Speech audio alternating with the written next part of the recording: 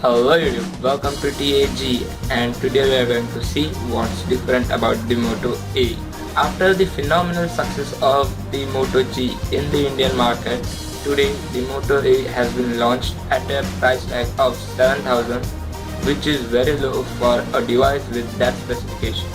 If you guys remember correctly, the Moto G was launched way later than it was scheduled, but the Moto E is launching on the same day as it is launching all over the world. The best way to review the Moto E is to compare it with its siblings, that is the Moto G, which was a great success, so that we can get an idea about what Motorola has done to get a mobile of merely $115. So let's get started. Starting with the processor and the graphics.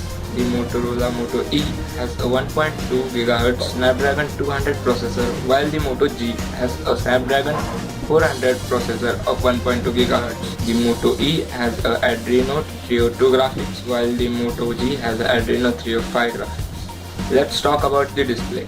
The Moto E has a 4.3 inches display, while the Moto G has a 4.5 inch display.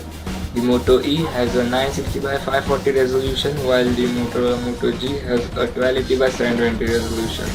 So the Moto E has a QHD display, while the Moto G has a Full HD display. And both of them have a Gorilla Glass 3 on them, so they both are scratch resistant. Now the camera. Both of them have a 5 megapixel camera, so nothing's different about it. But the one thing that matters is the front facing camera. The Moto E does not have a front facing camera, so no video calling for the Moto E. As the Moto E has a smaller display, it also has a smaller battery as compared to the Moto G.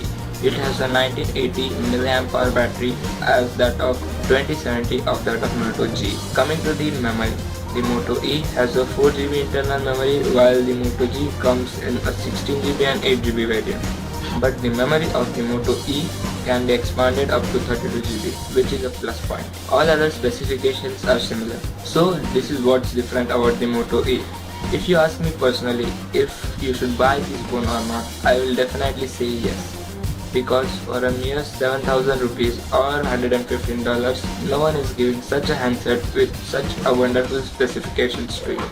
If you don't believe me, go ahead and check the specifications of other phones in this price range. You will definitely say that this phone is good. So guys, thanks for watching, and you can thumbs up if you like this video, and you can subscribe if you love this video.